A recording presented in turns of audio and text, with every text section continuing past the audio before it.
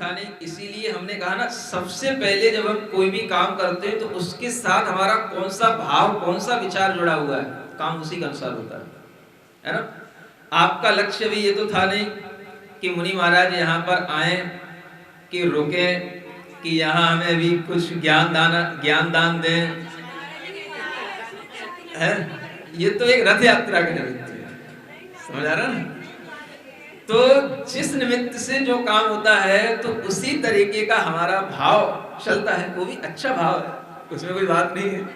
आपको लाभ तो मिल ही रहा है और वह लाभ वैसा ही मिलेगा जैसा आपको सीपी ब्लॉक में भी मिला है, वैसा ही आपको अहिंसा विहार में भी मिलेगा।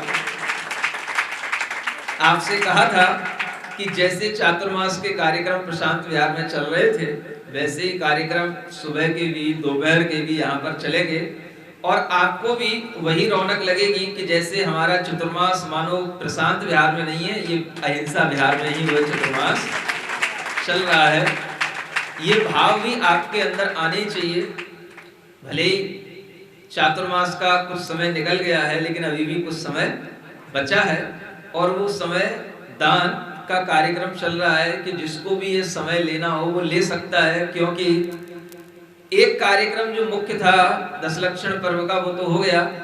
अब बाद में जो कुछ भी बचा है वह सारा का सारा कार्य इसी तरह से सभी भव्य जीवों के अंदर, चाहे वो भव्य जीव प्रशांत विहार तक नहीं भी पहुंच पाते हो तो अब कभी कभी ऐसा भी हो जाता है कुएं को भी प्यासे के पास में जाना पड़ जाता है।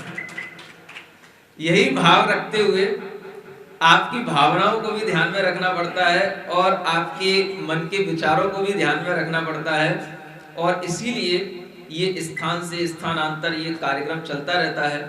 आप देखेंगे कि इस भाव में भी कई लोगों के अंदर अपने आप ऐसे विचार बनने लग जाते हैं, क्योंकि लोगों के अंदर ये विचार रहता है अगर हम एक स्थान से कहीं दूसरे स्थान जा रहे हैं तो वो अपनी भक्ति भाव से आते तो हैं, लेकिन उससे भी ज्यादा उन्हें तब अच्छा लगता है जब हमारे ही यहाँ पर, हमारे ही मंदिर में वो कार्यक्रम होने लगे जो कार्यक्रम देखने के लिए हम कहीं दूर जाया करें।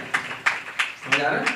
ये भी मोह का भाव सबके लिए हितकर है और ये भी मोह का भाव सबके लिए जुड़ा रहता है और इसी भाव के कारण से आपको ऐसा लगता है, हमें भी ऐसा लगता है कि देखो जो लोग बिना कुछ कहे भी अपने आप 2-2, 3-3 किलोमीटर चल करके रोजाना सुबह की कक्षाओं में, दोपहर की कक्षाओं में आया करते हैं और अगर उन्हीं लोगों के लिए अगर ये भाव आ रहा है कि महाराज अब हमारे यहाँ भी आए तो फिर महाराज मना कैसे कर सकते हैं?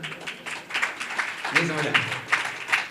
तो ये भाव देखते हुए ही अपने आप ये विचार आने लग जाता है। इसी को कहते हैं अहिंसा का विचार। क्या किसका विचार है ये? हाँ, आपके मन में अहिंसा की भावना आई कि हमें महाराज से अहिंसा का उपदेश सुनना है, अपने जीवन में अहिंसा को लाना है, हमें भी अपने मन के अंदर परिवर्तन करना है। दया करुणा के भाव रखते हुए आप प्रतिदिन क्लासों में आते थे, प्रवचनों में आते थे। समझ आ रहा है?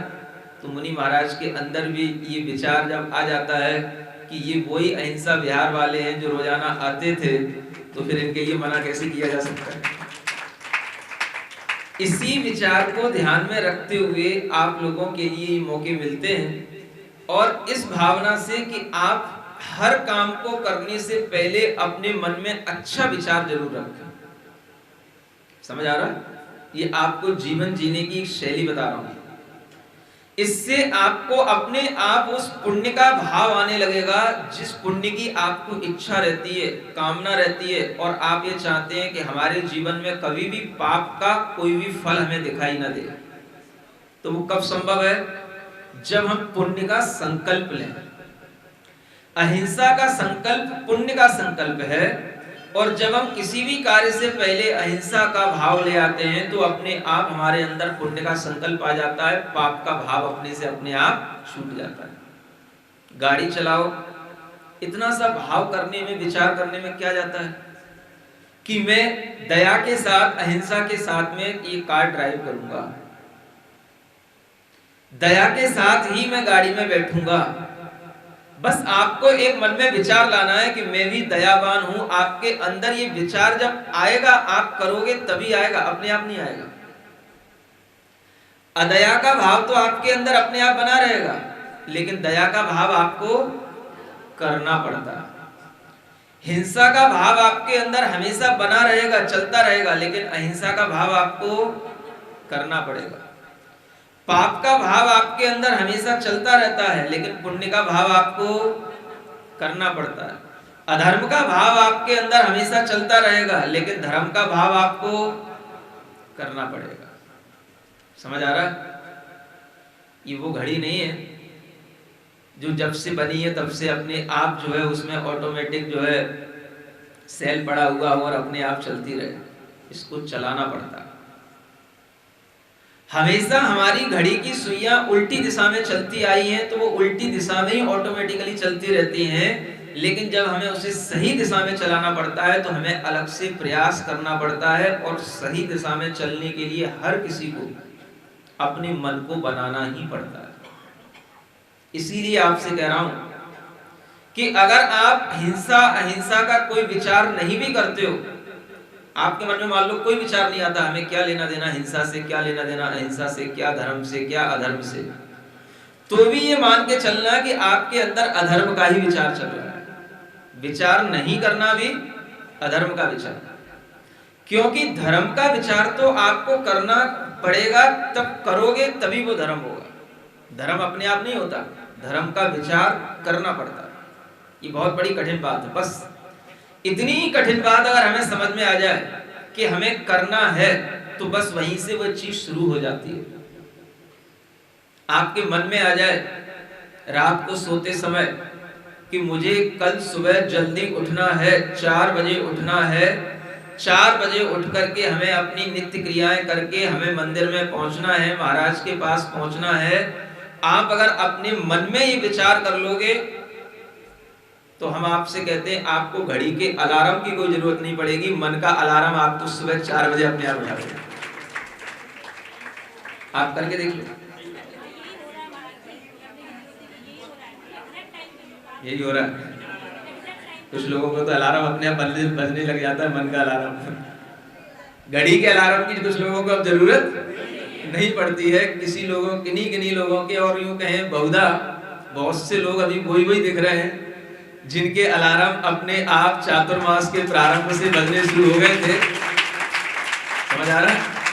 चाहे वो सिटी ब्लॉक वाले हो, चाहे हिंसा बिहार वाले हो, चाहे वो सेक्टर 8 वाले हो, उनके अलार्म तो सही बजने लगे, सही टाइम पे सब काम होने लगा, सब कुछ सही चल रहा है।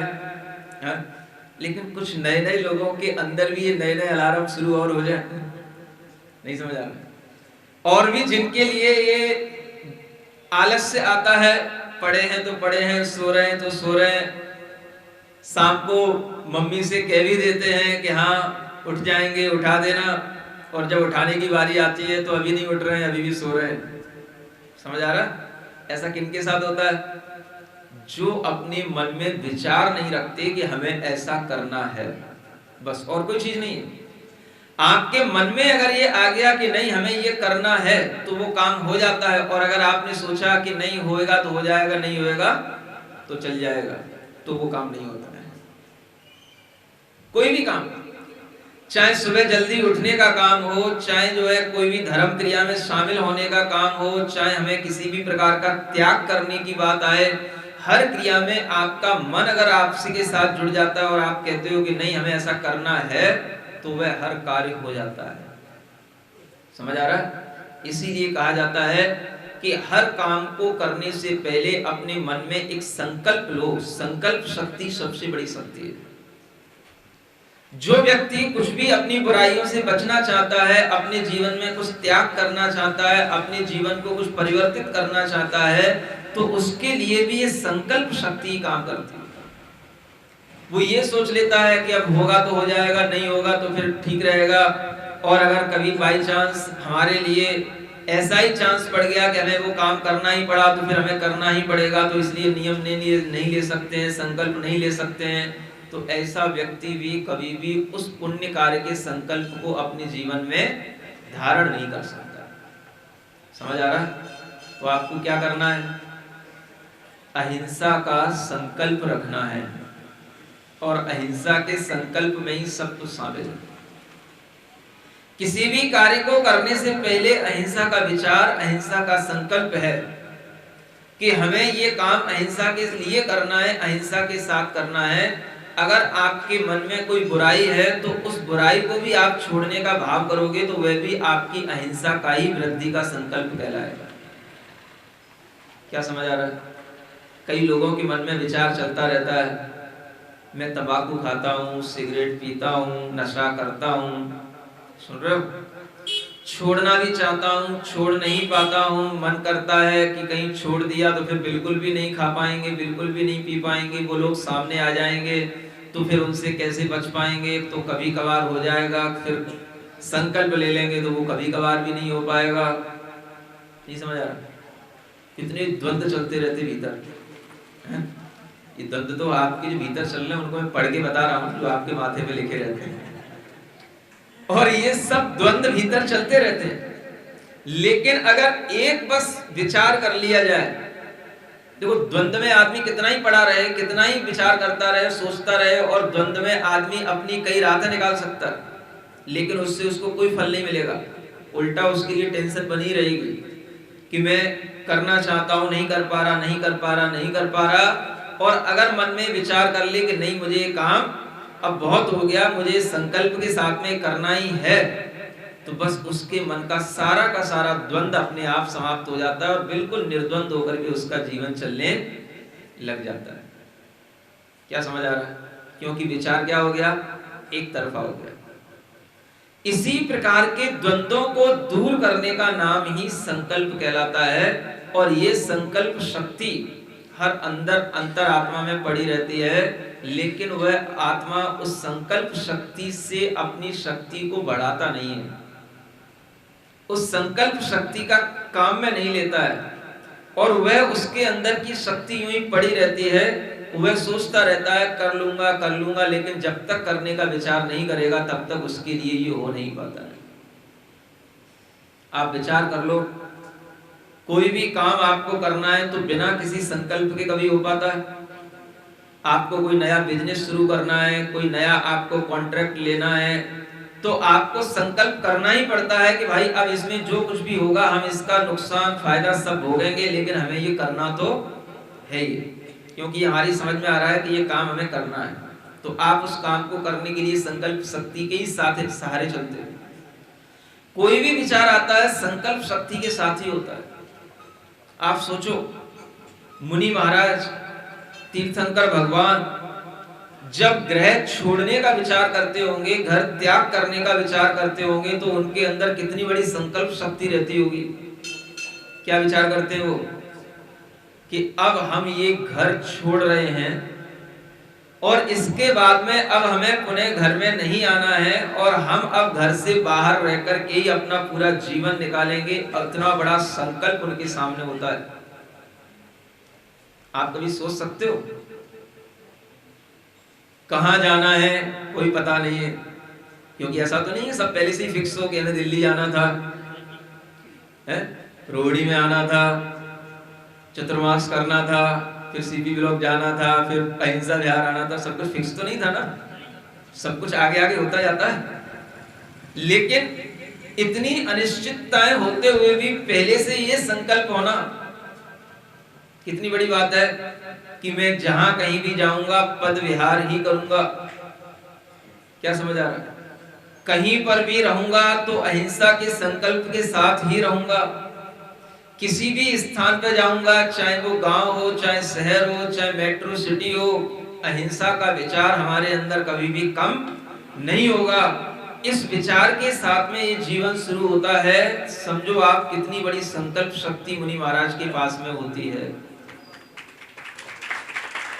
और आपके लिए उस संकल्प शक्ति का कितना कम भाव होता है, वो संकल्प शक्ति आपके अंदर कितनी डाउन होती है कि एक छोटी सी भी चीज आपको छोड़ने के लिए कितनी मशक्कत करनी पड़ती है। कि चाय छोड़ दूं कि नहीं छोड़ दूं, तंबाकू छोड़ूं कि नहीं छोड़ूं, स्मोकिंग छोड़ूं कि नहीं छोड़ूं, हैं? थोड़ा सा कम कर देता हूं महाराज, अभी गुटखे वाली खाता था, तंबाकू वाली खाता था, बिना बिना तंबाकू वाला खाने लगूंगा। हैं? अगर कह दिया जाए कि नहीं बिल्कुल भी कोई भी पाउच मत खाना, तो बड़ा मन तैयार करना पड़ता है। सब लोग सामने आ जाते हैं, जिनके साथ उठते हैं बैठते हैं, हम इनके सामने ऐसा कर पाएंगे कि नहीं कर पाएंगे, और वही सोचते सोचते हुए आदमी अपनी संकल्प शक्ति को घटा लेता है। समझ आ रहा है? तो ये सब चीजें, जीवन जो ऊपर उठता है, जीवन की उन्नति जो होती है, वो किससे होती है? संकल्प शक्ति के साथ होती है। और वह संकल्प शक्ति कौन सी होनी चाहिए? तो वह अहिंसा की ही संकल्प शक्ति होनी चाहिए। अहिंसा विहार नाम रखने से अहिंसा में विहार नहीं होता है।